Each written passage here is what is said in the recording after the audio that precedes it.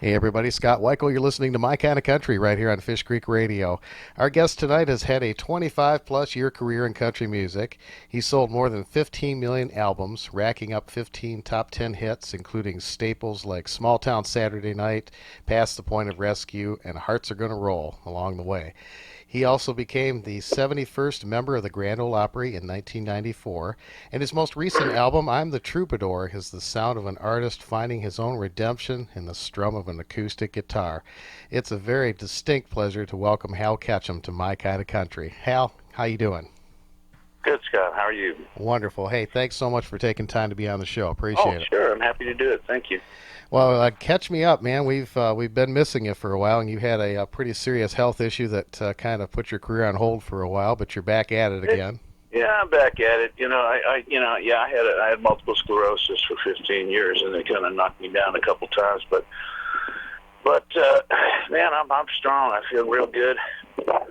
Last time I had an episode, I went to see Guy Clark, and I said, man, I got to swing my legs over the bed in the morning, and I'm half blind and half deaf, and he just looked at me and said, hell, I got that. it's like cowboy up, son.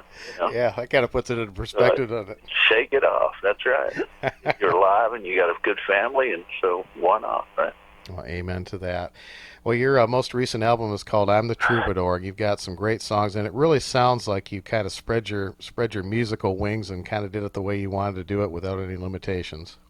Well, I feel real blessed. I signed with Music Road Records out of Austin, Texas, and Kelsey Warren, who owns the label, is a Dallas guy and a terrific guy, a real patron of the arts. So it's like working with the Medicis. I said, how many songs should I put on this thing? He said, Hal, you're the artist. You tell us. So I'm very, very pleased on that label. That's refreshing to hear, isn't it? Yeah, no kidding. Well, tell me about some of the songs on here. I see you wrote a lot of them, and tell me a little bit about how this all came together. I wrote I'm the Troubadour, which is kind of like truth in advertising, Yeah. And I wrote a song for my wife called I Shall Remain. And there's one called The Saddle. I've been working with the Wounded Warriors Project quite a bit, and I heard a heart-wrenching story one night and went home and wrote this song called The Saddle about a guy dying in Desert Storm. And I think it's darn touching music, Absolutely. That's all we can do, right? We are very, very supportive of the Wounded Warriors Project ourselves. We've worked with Richard Lynch, who also supports that cause, and we're happy to do it. Absolutely. Good. Why the heck not, man?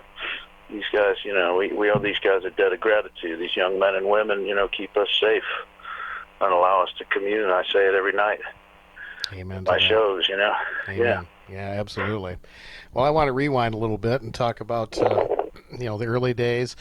Tell me how your record deal came about. I think it seems like it happened really fast for you when it finally got there, didn't it? Yeah, it really did. I was a carpenter. I was making $14,000 a year as a carpenter and cabinet maker, and I made a little record called Threadbare Alibis at Loma Ranch in Fredericksburg, Texas, and that was really the start of it. I mean, that's when I kind of cast it out on the waters, and I got a call from Dick Whitehouse at Curb Records. He said, we'd like to sign you. So that was kind of the beginning of it. So I'm very, very, very happy.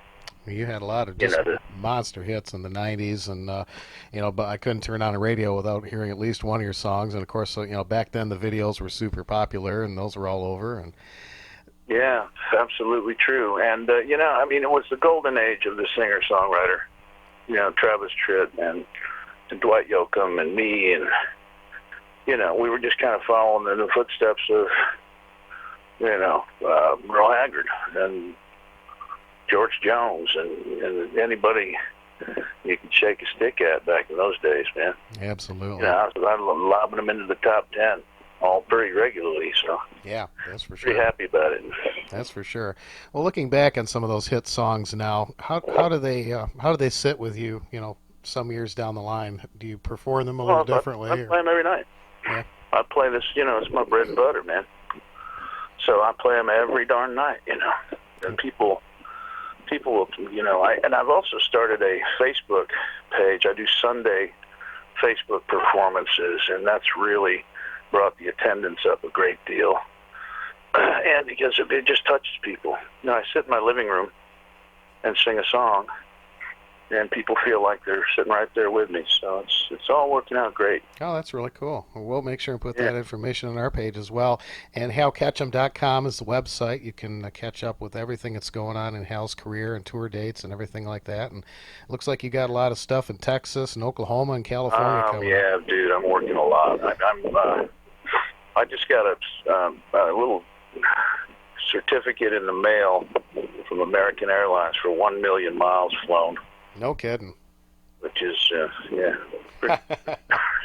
ridiculous, really. Oh, it doesn't take long. Are you based in Texas? Mm-hmm. Okay, yeah. I live in Fisher, Texas. Okay. And population 8 people. I kid you not. And my friend Steve Talley, who's the best man at my wedding, lives right up the hill here. He's got a furniture shop up the hill. Yeah, we just finished an art studio, and the place is just magnificent. We found all this longleaf pine, and we made all of our porch beams out of that, and roofed over it, and it's looks like Santa Fe around here, Oh, that's cool. It's lovely.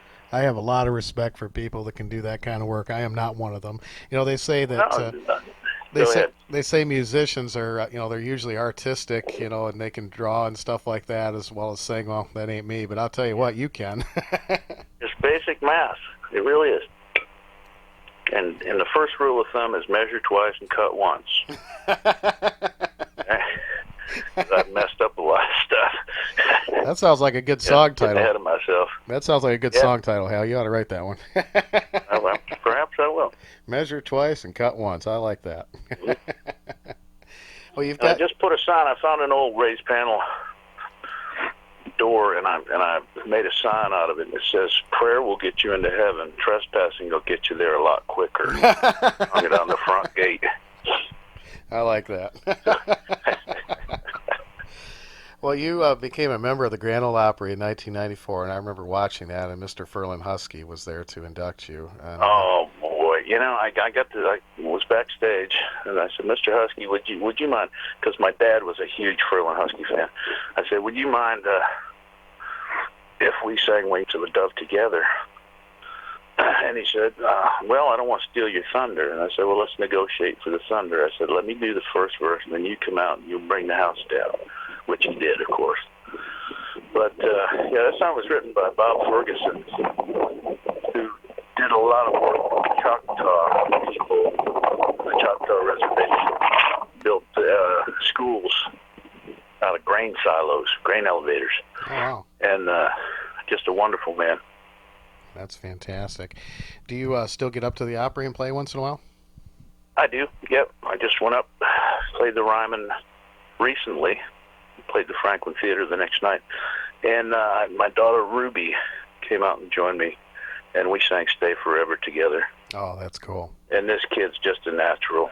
There's no two ways about it. That's fantastic. It's really cool to see your kids go on and do music, and it makes you really proud of them, She just sings like a bird. I'm very happy for her. That's awesome.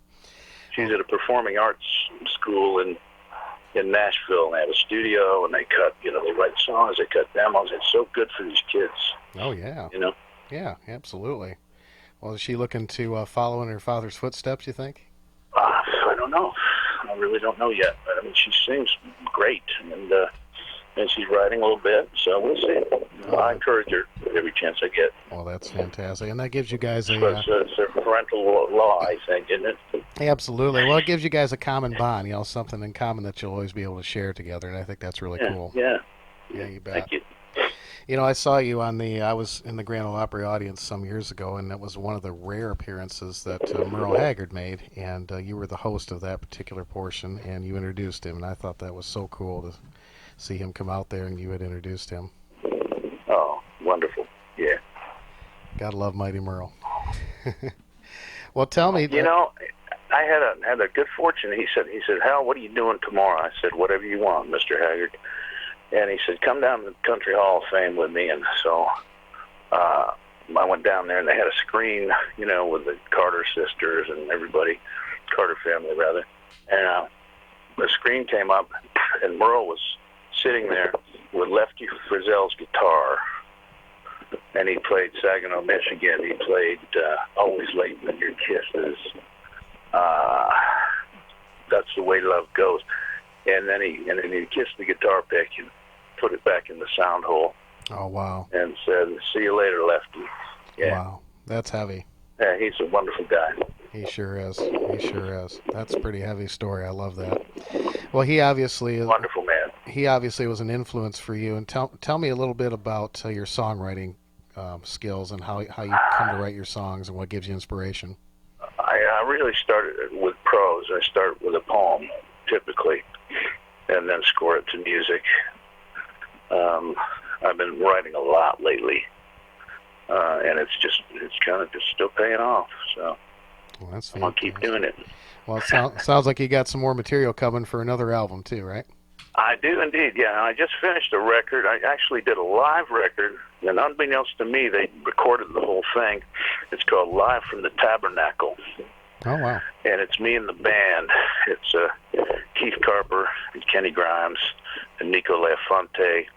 And I call the band the Staggering Prophets. And it's so Hal Ketchum and the Staggering Prophets, and it's live from the Tabernacle. Oh, that's going to be my next release. I've already submitted it to the label. Oh, great. They've signed off on it. So yeah. Well, I hope they'll send us a copy. We'll be happy to play it on here. I love live material. Sure. You know, live. Yeah, once we get it mastered and edited, and I'll send it on up to you. Okay. That's great. You know, live material, in my opinion, is a great way to really get to know an artist because it gives you a lot of the freedom that you don't necessarily have in the studio to kind of present it the way you want. Yeah, there's nothing constraining about it. I love playing live. And I've got a show coming up in San Francisco, and then Oklahoma shows, and then I'm going to dip down through Colorado, and then down to Virginia City, Nevada, and yeah.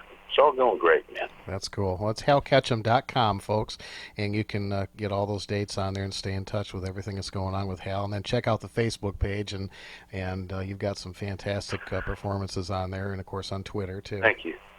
Thank you, brother. And I'll tell you what, I know that all my listeners are very, very happy to hear from you. They're happy you're doing well. I get so many requests for your songs, and it's been a pleasure. Thank you so much. It's been a pleasure having you on the show. I want to thank you. Yeah, thank you. Thank you very much. All right. That's Hal Ketchum. That's Hal Ketchum on My Kind of Country here on Fish Creek Radio. We're going to play one of Hal's big hits for you right now as we continue right here with My Kind of Country.